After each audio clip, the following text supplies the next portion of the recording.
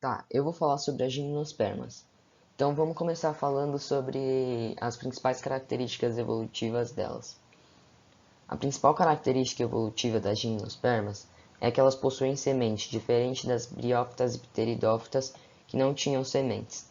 As sementes possibilitaram que as gimnospermas conseguissem dominar uma área muito maior do que as outras duas espécies. Uma outra característica evolutiva está relacionada com a reprodução, visto que as gimnospermas não precisam de água para se reproduzir, já que elas fazem a polinização. Por último, mas não menos importante, a gente tem uma outra característica evolutiva que está relacionada com os vasos vasculares das gimnospermas, porque elas possuem o xilema delas é formado exclusivamente por traqueides. Tá, então agora que a gente já viu as principais características das gimnospermas, eu vou dar alguns exemplos de espécies de gimnospermas. Vamos começar então primeiro falando sobre as araucárias. As araucárias é uma gimnosperma que pode atingir uma altura de 50 metros. Porém, hoje ela está correndo um grande risco de extinção, e se a gente não tomar cuidado, elas podem se extinguir. As principais regiões em que elas podem ser encontradas são na região sul do Brasil, mas também elas podem ser encontradas no leste do estado de São Paulo, no sul de Minas Gerais e principalmente na Serra da Mantiqueira e na região serrana do estado do Rio de Janeiro e em alguns trechinhos da Argentina e do Paraguai. Aqui então a gente tem uma imagem de algumas araucárias numa área grande aqui. Vocês podem ver que elas são bem altas também. Tá, então agora eu vou falar sobre uma outra árvore que é a sequoia gigante, que ela não tem esse nome à toa, porque ela é a maior árvore do mundo.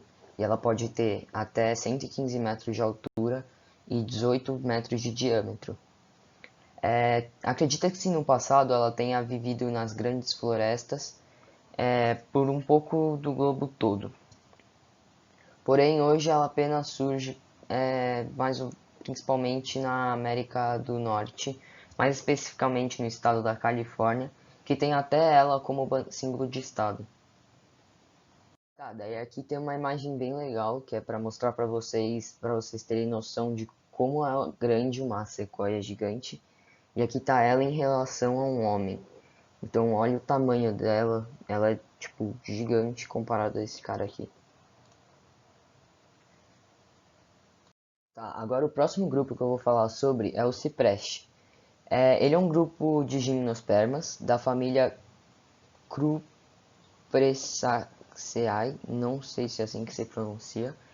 E ela é a segunda maior família do grupo e ela tem 16 gêneros e 140 espécies.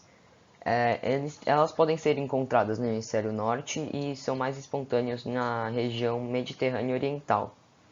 Porém, sua área natural é pouco conhecida, pois ela é uma árvore cultivada desde a antiguidade.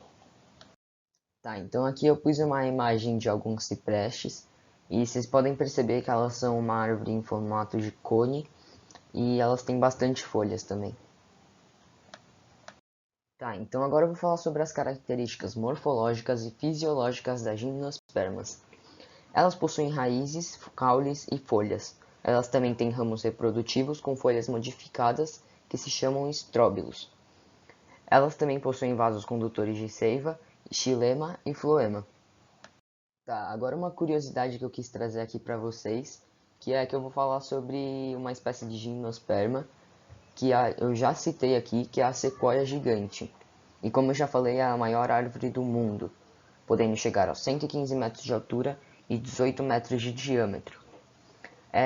A sequoia gigante mais velha conhecida, ela possui 4.650 anos de idade. É muito, é absurdo. E ela se encontra no Parque Nacional da Sequoia, na Califórnia. Tá, daí aqui eu pus uma outra imagem para mostrar o tamanho dessa sequoia, porque tipo, olha isso, comparado a essas crianças, é absurdo o tamanho dela. Tá, daí aqui eu pus uma imagem bem explicativa que mostra o ciclo de reprodução de uma gimnosperma. Então, aqui você consegue ver que tem a árvore, daí na árvore tem as folhas. Daí tem as flores masculinas, que elas contêm os sacos polínicos. E as flores femininas, que recebem o pólen do cone das flores masculinas, onde elas fecundam. Daí depois tem todo esse processo aqui que vocês conseguem ver, até chegar na germinação, que vai gerar uma nova planta. Tá, agora eu queria mostrar esse cladograma dos grupos que a gente pôs nessa apresentação nossa, e que ele mostra toda a trajetória das mais antigas, das espécies mais antigas para as mais novas. Então, claro, com as características, principais características evolutivas delas. Então, por aqui a mais antiga a gente começa pelas briófitas, que elas tinham os cloroplastos. Daí depois passa para as pteridófitas, que já tem vasos condutores e espore fitodominante. Daí depois vem as gimnospermas, que já tem grão de pólen e criptógramas. E por último as angiospermas, que tem fanerógamas e presença de flores e frutos.